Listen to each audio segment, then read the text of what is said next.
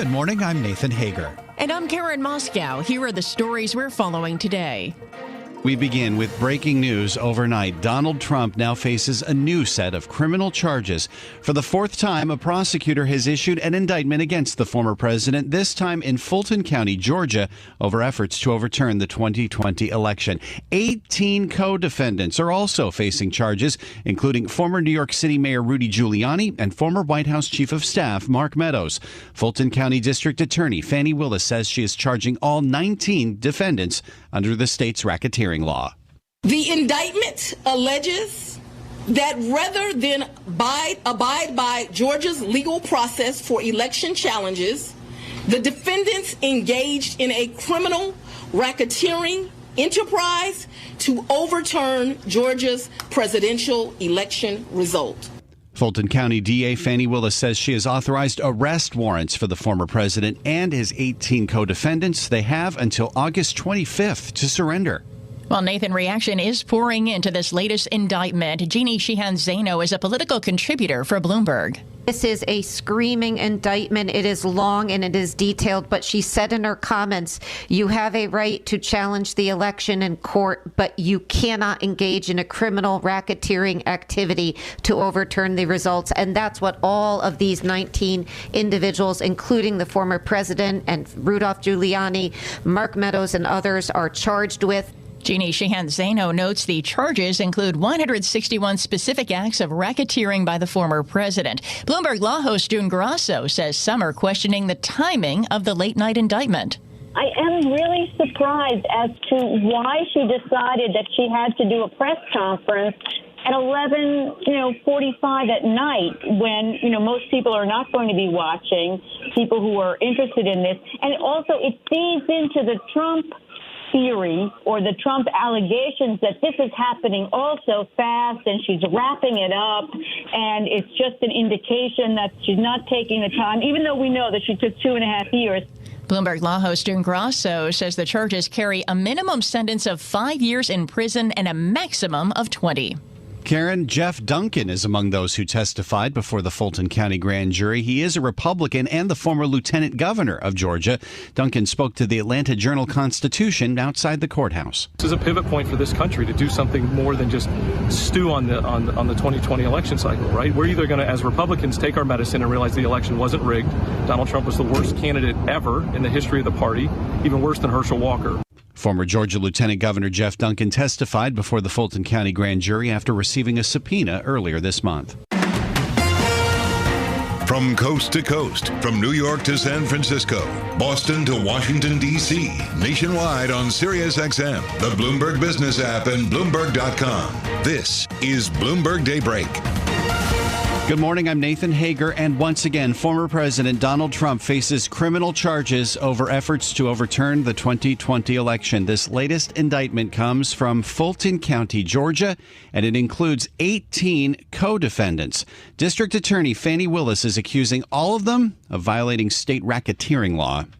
To accomplish the illegal goal of allowing Donald J. Trump to seize the presidential term of office beginning on January 20th, 21. DA Fani Willis announced the indictment late last night. She says she hopes to try the former president and the 18 others within 6 months, and she's giving them 10 days to surrender. For more, we're joined now by Greg Valliere, Chief U.S. Policy Strategist at AGF Investments. Your reaction, Greg, to the indictment and the timing? Well, good morning, Nathan. I would say that the biggest problem of all is that they cannot get this done in 6 months or less, despite what she said.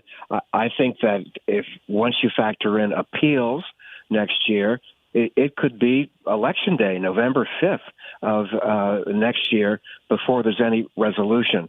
With this many cases, this many indictments, a decent percentage will drag into late 2024. You could have a president or president-elect who's been found guilty.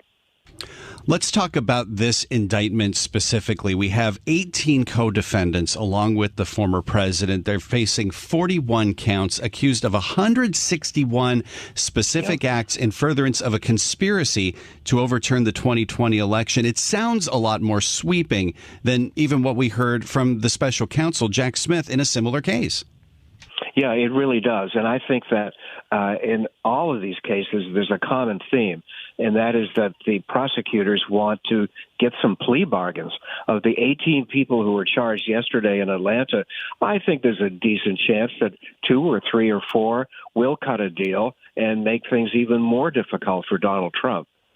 Does that add to the difficulty that you're implying here in terms of the timing? If we do start to see some of these co-defendants potentially make a deal and potentially line themselves up as witnesses against the former president?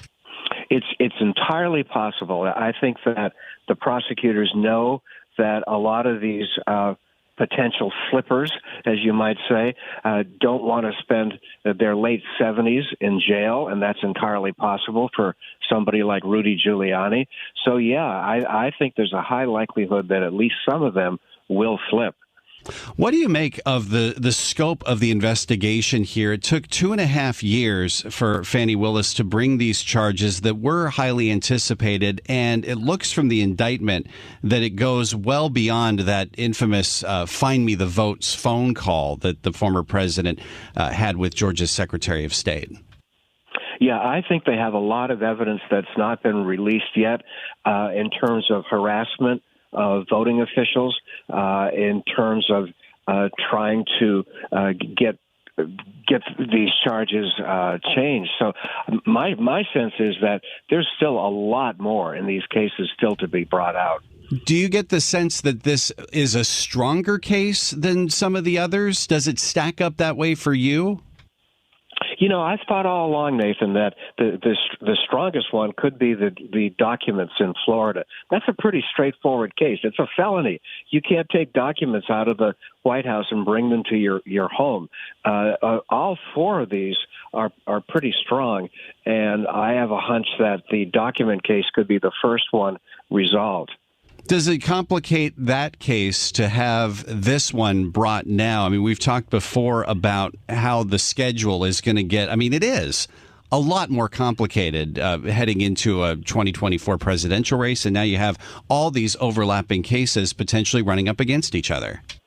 Absolutely. I mean, you're going to have a president, a candidate for the presidency, actually having to campaign on weekends, on holidays. He's not going to be able to campaign probably full time because of all these charges. And we shouldn't overlook the fact that Joe and Hunter Biden are part of this narrative also. I think they will be dragged into this, but what has been alleged in terms of Trump far exceed, in my opinion, what the Bidens have done. This is Bloomberg Daybreak Today, your morning brief on the stories making news from Wall Street to Washington and beyond. Look for us on your podcast feed at 6 a.m. Eastern each morning on Apple, Spotify, and anywhere else you get your podcasts. You can also listen live each morning starting at 5 a.m. Wall Street time on Bloomberg 1130 in New York, Bloomberg 99.1 in Washington, Bloomberg 106.1 in Boston, and Bloomberg 960 in San Francisco. Our flagship New York station is also available on your Amazon Alexa devices. Just say, Alexa, play Bloomberg 1130. Plus, listen coast to coast on the Bloomberg Business app, Sirius XM Channel 119, the iHeartRadio app, and on Bloomberg.com. I'm Nathan Hager. And I'm Karen Moscow. Join us again tomorrow morning for all the news you need to start your day right here on Bloomberg Daybreak.